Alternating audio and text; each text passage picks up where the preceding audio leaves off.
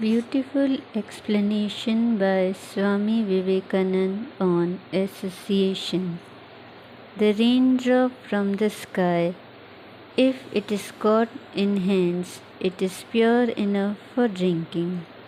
If it falls in a gutter, its value drops so much that it can be used even for washing the feet. If it falls on a hot surface, it perishes.